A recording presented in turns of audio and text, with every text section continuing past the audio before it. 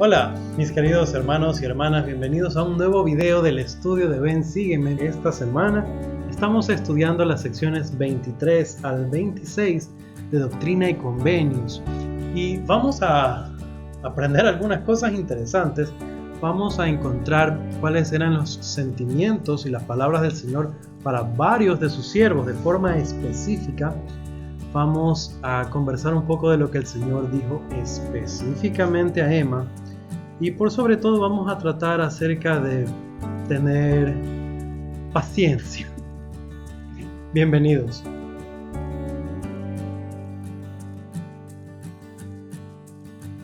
Por cierto, como se habrán dado cuenta, los videos los estamos dividiendo en dos partes. Esto es para que el contenido sea más digerible, sea más fácil de ver un día una parte, otro día otra. Sea mucho más sencillo para ustedes. Ahora, no se pierdan la segunda parte de este estudio porque es ahí cuando vamos a hablar de la dama elegida. Ok, vamos a las escrituras. Empezamos por la sección 23 de Doctrina y Convenios, pero antes de hablar de eso, me gustaría referirme al manual del estudio individual y familiar de Ven, Sígueme, que tiene una excelente sugerencia que deberíamos tenerla en mente durante el estudio de toda la semana. Veamos. Yo voy a leerles algo que sale del párrafo introductorio del estudio de esta semana. Nos da un poco de contexto también eso. Y está contando una experiencia que tuvieron los santos. Ya hablamos de que la iglesia fue establecida, 6 de abril de 1830. Conversamos eso hace un par de semanas. Hablamos de las ordenanzas, hablamos del bautismo, hablamos del sacerdocio. Hablamos de algunas de esas cosas. Ahora que la iglesia estaba constituida, mientras más avanzaba la obra, asimismo más avanzaba la oposición y las dificultades que ellos tenían. Ahora, el manual dice lo siguiente. Emma Smith presenció la oposición. En junio de 1830, Emma y miembros de la familia Knight deseaban ser bautizados, pero los enemigos de la iglesia trataron de perturbar lo que debió haber sido una experiencia sagrada. Primero, destruyeron la represa que habían creado a fin de proporcionar agua lo suficientemente profunda para los bautismos. Incluso después que se hubo reparado la represa, los perseguidores se reunieron para proferir amenazas y burlarse de los que se estaban bautizando. Luego, justo cuando José estaba a punto de confirmar a los nuevos miembros, fue arrestado por perturbar, entre comillas, por perturbar a la comunidad al predicar sobre el libro de Mormón. Parecía ser un comienzo poco prometedor para la recién restaurada Iglesia del Señor. Ok, eso lo vamos a ver un poco más cuando estemos analizando la sección 25, pero quiero que tengamos en mente durante todo el estudio esta idea de las dificultades que se nos presentan. Esta era la restauración de la gloriosa obra del Cristo, de la restauración de su iglesia. Y había problemas sobre problemas. Y yo pienso que nosotros podemos ver los momentos especiales de nuestra vida, los momentos de progreso, y no los podemos separar de situaciones complicadas, que justo de gran coincidencia pasan casi al mismo tiempo, si no exactamente al mismo tiempo. Como les decía, tengamos eso en cuenta durante todo el estudio. Y ahora sí, vamos a la sección 23. Ok, y la sección 23 es una serie de revelaciones, son varias, aun cuando es cortito, son 7 versículos. Y el Señor se dirige aquí a 5 personas que estaban, habiendo ya sido restaurada la iglesia, estaban atrás de José pidiéndole que les manifieste la voluntad del Señor para ellos. Ellos querían saber qué se esperaba de ellos, qué tenían que hacer. Y muchas, aun cuando son pocos versículos, muchas de las palabras que hay aquí se repiten. Se les declara que ante Dios están bien, que no están bajo condenación. Y me gusta mucho cómo el Señor aclara eso en cada ocasión con cada uno de ellos. Me hace pensar que no soy el único que tiene dudas personales, que no sabe cómo me considera el Señor, qué piensa de mí. ¿Estaré haciendo las cosas bien? Ellos eran como nosotros. y en una situación en la que todo era nuevo, en la que los apóstoles del Señor Jesucristo eran muchachos de poco más de 20 años. Eran épocas especiales, desafiantes, pero considero que también muy lindas. Veamos algunas de las cosas que el Señor les dijo específicamente a ellos. Y por cierto, cuando digo ellos, estamos hablando de Oliver Cowdery, Hiram Smith, Samuel H. Smith, Joseph Smith padre y Joseph Knight padre. Primeros miembros de la iglesia, primeros sacerdotes de Dios en la dispensación de la restauración. Vamos al versículo 1. He aquí, Oliver, te hablo unas pocas palabras. He aquí, bendito eres y no estás bajo condenación. Mas cuídate del orgullo, no sea que entres en tentación. Y entramos directamente con primero felicitaciones, pero también advertencia. Como les decía, varios de ellos se les dice que no están bajo condenación. En el caso de él, qué bonito sería escuchar nosotros del profeta que la voluntad del Señor hacia nosotros es decir, bendito eres. Ahora, inmediatamente viene también la advertencia y quisiera analizarla porque el orgullo es algo que nos atañe a todos. Todos tenemos que lidiar con el orgullo. Mas cuídate del orgullo, no sea que entres en tentación. Esto a mí me hizo pensar qué relación existe entre el orgullo y la tentación, porque el Señor vincula las dos cosas y hace una advertencia, ten cuidado con el orgullo, no sea que entres en tentación, o en otras palabras, que el orgullo te lleve a ceder ante la tentación. Una aclaración, todos debemos enfrentar la tentación, no va a haber persona que no reciba tentación. Jesucristo mismo fue tentado, ahora Él fue tentado puntualmente, específicamente, y lo tenemos narrado en las Escrituras. Nuestra tentación no va a ser tan fuerte como la del Cristo, porque simplemente no tenemos el nivel de nuestro hermano.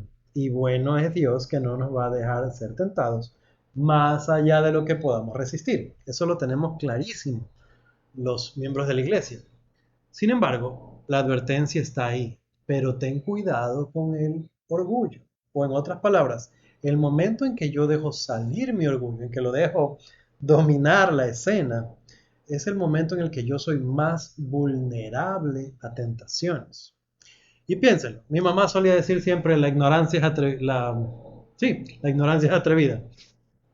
Cuando nosotros vamos como sobrados, vamos así bien creídos, chéverísimos a una situación, usualmente ahí es cuando cometemos errores, ahí es cuando nos resbalamos por andar caminando así bien pomposos, así como Johnny Bravo más o menos así, ahí es cuando yo, por bien sobrado y bien creído, ¡pum!, me caigo. Entonces, consideremos esta advertencia. Es para todos nosotros. Todos nosotros sufrimos en mayor o menor grado de orgullo. El momento en el que yo no deseo escuchar consejo. El momento en el que me molesta que alguien más me diga lo que debería estar haciendo. El momento en el que yo quiero imponerme, con o sin autoridad, a veces con. El momento en el que yo pretendo imponerme sobre otro. El momento en el que yo pretendo tomar las decisiones de otra persona. Todas estas cosas son manifestaciones de orgullo. En el momento cuando mi mente, o peor todavía cuando ya salen de mi boca, estas ideas de a mí no me vienes a hablar así. Es que a mí nadie me trata de esta manera. Pero es que no sabe cómo soy yo, no sabe con quién se metió, no sabe quién soy yo. Todas estas ideas que me hacen a mí sentirme por encima de mis hermanos son manifestaciones de orgullo. Si yo deseo usar el reloj que uso para verme mejor que otra persona, no porque me gusta, no porque me agrada, no porque es un querido regalo, porque es algo que me trae buenos recuerdos. El momento en que yo quiero hacer algo por estar por encima de alguien más, tengo que tener cuidado con el orgullo. Y el paso siguiente va a ser caer en tentación. Ok, pasemos al versículo 3. Ahora vamos a hablar a Hiram. He aquí, Hiram, te hablo estas pocas palabras porque tú tampoco estás bajo condenación. Y abierto está tu corazón y desatada tu lengua. Y tu llamamiento es exhortar y fortalecer a la iglesia de continuo. Por tanto, tu deber es para con la iglesia, para siempre. Y esto a causa de tu familia. Amén.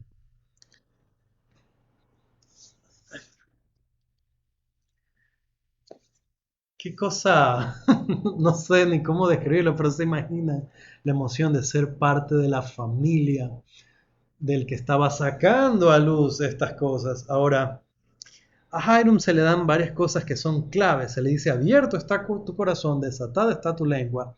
Y es algo que nosotros deberíamos, obviamente los mismos dones del Espíritu no son dados a todas las personas, pero nosotros tenemos que pensar, ¿qué dones me ha dado Dios? Dios me dice, lo tienes, úsalo, estás listo o lista. Tu llamamiento es exhortar y fortalecer a la iglesia de continuo. Ahora, lo que sigue, a mí me quedó otra vez, me quedó dando vueltas y vueltas. Tu deber es para con la iglesia para siempre y esto a causa de tu familia. O en otras palabras, su responsabilidad como miembro de su familia era servir en la iglesia.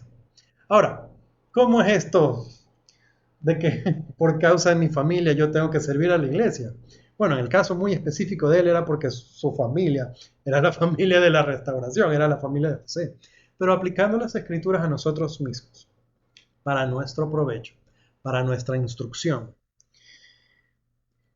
Yo les he mencionado, si ustedes han visto otros videos, nosotros siempre hablamos aquí de que el trabajo de la iglesia es el trabajo de la casa, que yo empiezo en mi casa. Esto es algo de lo que hemos hablado varias veces y no me canso de decirlo porque tengo una gran convicción de que debemos concentrarnos en bendecir a nuestra familia y que el trabajo de la iglesia en general es un beneficio para nuestra familia. Uno, porque empezamos en la casa. Si yo guardo los mandamientos, el primer lugar donde yo doy servicio, donde yo doy amor, donde yo amo a mis semejantes, donde yo soy el guarda de mi hermano, el primer lugar es la casa. Pero lo que yo hago en la iglesia es una bendición para mi familia, o en otras palabras, sirvo en la iglesia por causa de mi familia. Ok, pasemos al versículo 7. Dice lo siguiente. Por cierto, esta parte es la que se habla a Joseph Knight. Y he aquí, tu deber es unirte a la iglesia verdadera y dejar que tus palabras sean de exhortación continuamente para que recibas la recompensa del obrero. Amén. Esta frase de recibir la recompensa del obrero me recuerda cuando el Señor hablaba de los obreros de la viña, que no importaba en qué parte ellos se unían al trabajo, pero todos ellos recibirían su sueldo, su paga. El Señor le está prometiendo las bendiciones de la eternidad. A Joseph Knight le dice, venga che, para la iglesia, únase, tú sabes que es verdadera, empiece a trabajar. La forma en la que se refiere a su servicio es, deja que tus palabras sean de exhortación. Y yo me puse a pensar, deja, sería algo así como permite, como suelta, simplemente déjalo ir. Hace un momento hablábamos de que tenemos dones, todos tenemos dones diferentes del Espíritu. Tenemos que permitir que fluyan, que salgan. Y la única manera es ponernos al servicio de la iglesia, como lo dijimos, empezando en la casa, pero a todas las cosas de la iglesia, permitirnos tener llamamientos, a hacer lo que podamos hacer, dejar que esto pase.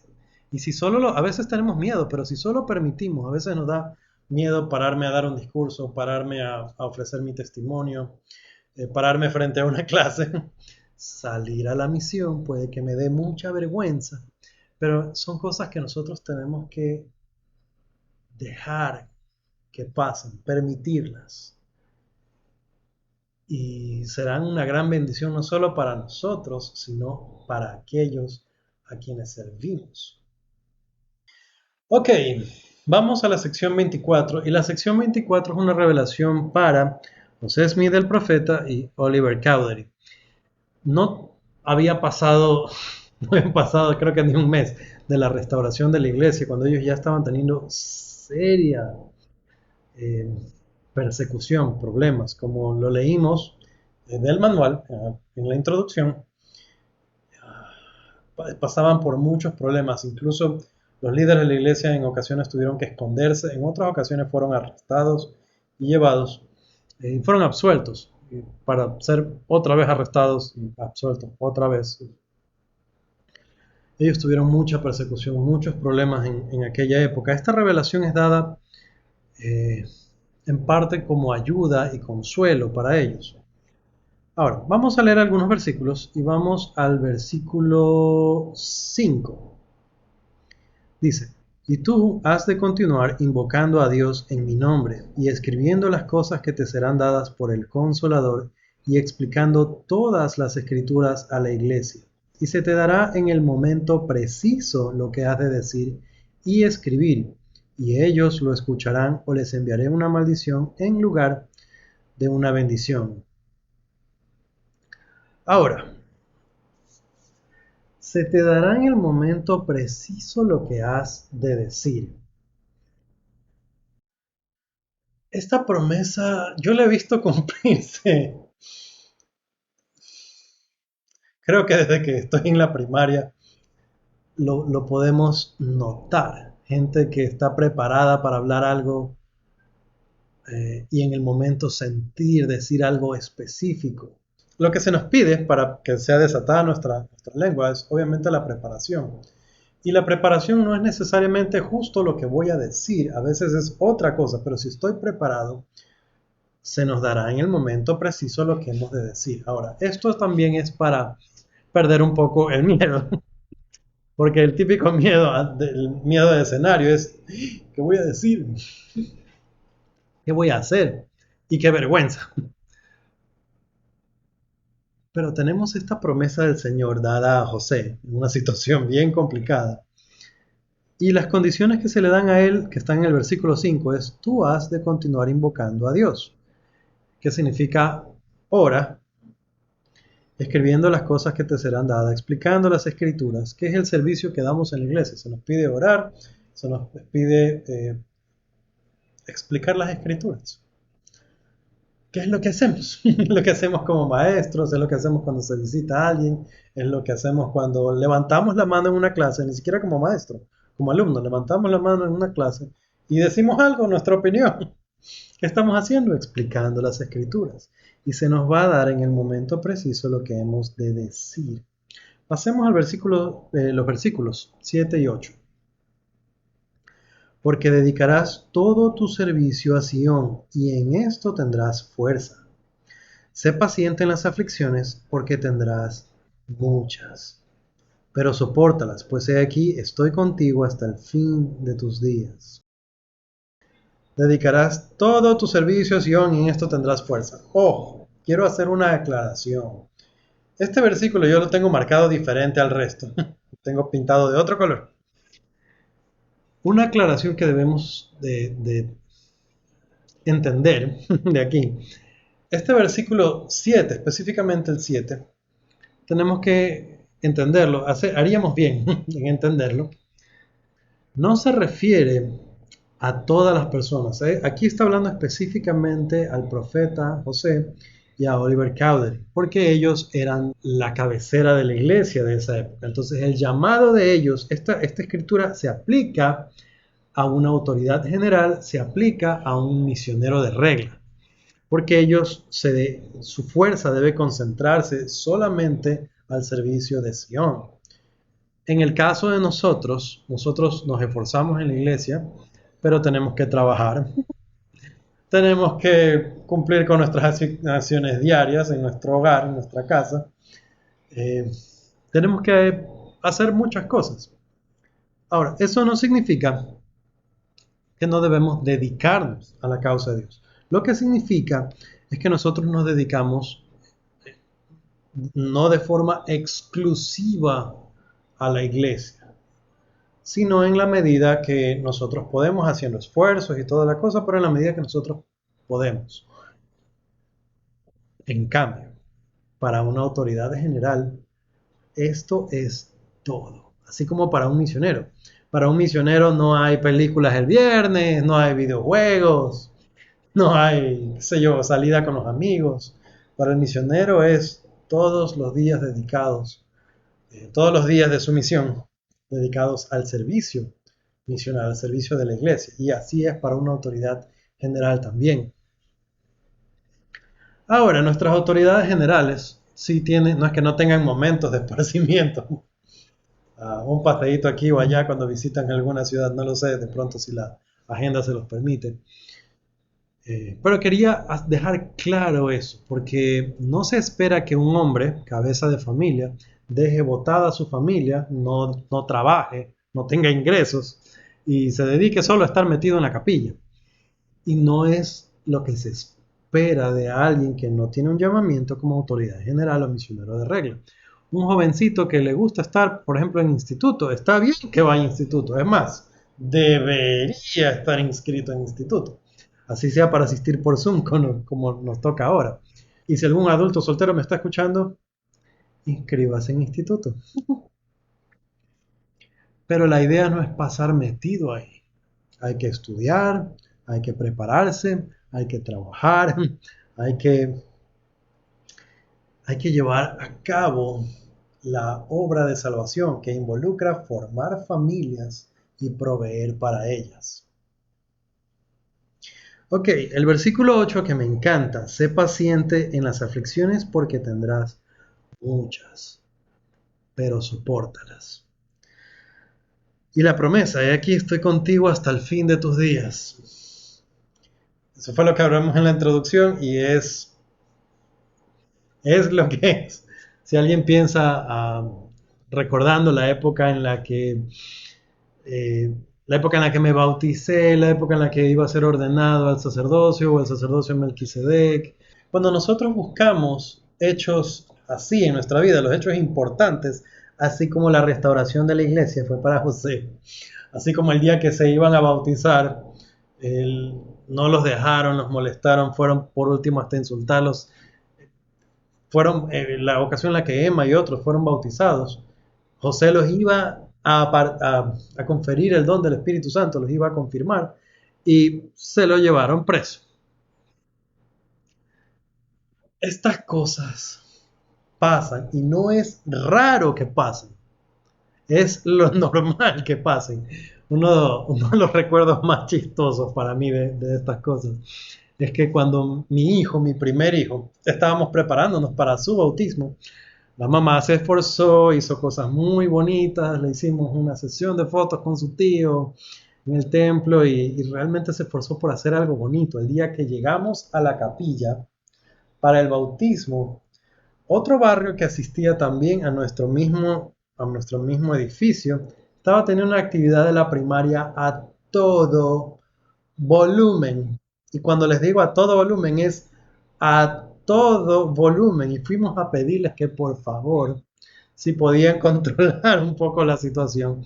Y nos dijeron, no sé, nosotros ya habíamos dicho que este día íbamos a tener esta actividad. Entonces, habían traído a un payasito de fama nacional en nuestro país. Y estaban esos niños felices con ese payasito. Y nosotros estábamos tratando de tener en paz nuestro bautismo. Cuando yo lo estaba confirmando, se escuchaba más fuerte las canciones del payasito que lo que yo decía, a pesar de estar con micrófono. Hay oposición en todas las cosas. Es un recuerdo que en el momento fue duro, fue triste, fue frustrante. Ah, que ahora nos reímos un poco al acordarnos, pero no quita de lo sagrado del convenio. No quita del poder del sacerdocio que se manifestó en ese momento. No quita que las palabras que se dijeron fueron especiales, fueron dadas por el Espíritu. No quita de que atesoramos muchas de las cosas que se dieron en ese día, a pesar de eso.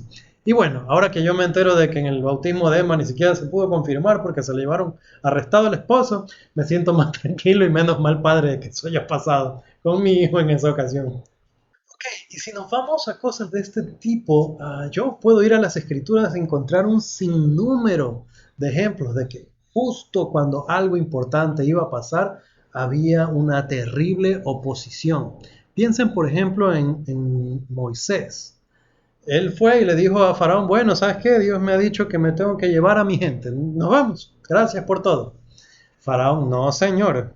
Y fue duro, duro sacar al pueblo de Israel de Egipto. Y cuando ya habían salido y estaban aparentemente bien, bueno, salimos. Fue duro, costó. El faraón se portó bien difícil y tuvimos que llegar a lo que llegó. Dios tuvo que ser bien, bien duro para doblegar a faraón para que les permita salir. Pero bueno, salimos y estamos aquí en la playa mientras nos preparamos. Ahí viene el ejército y estamos atorados frente al mar. ¿Y ahora qué hacemos? Siempre antes de una gran bendición, siempre antes de un paso de progreso, va a haber oposición, una oposición grande, una oposición que pretenda, en la que Satanás pretende quitarnos los tesoros que se nos van a dar. Y es cada vez Satanás va a tratar de que las cosas no pasen. Cuando José se arrodilló en la arboleda sagrada, Satanás quiso destruirlo. Cuando mi papá se estaba preparando para salir a la misión, muchachito, ni un año en la iglesia, listo para salir como misionero, de la fuerza de la convicción y del testimonio que tenía, para mí es loco, un muchachito en esa época en la que habían pocos miembros de la iglesia en nuestro país.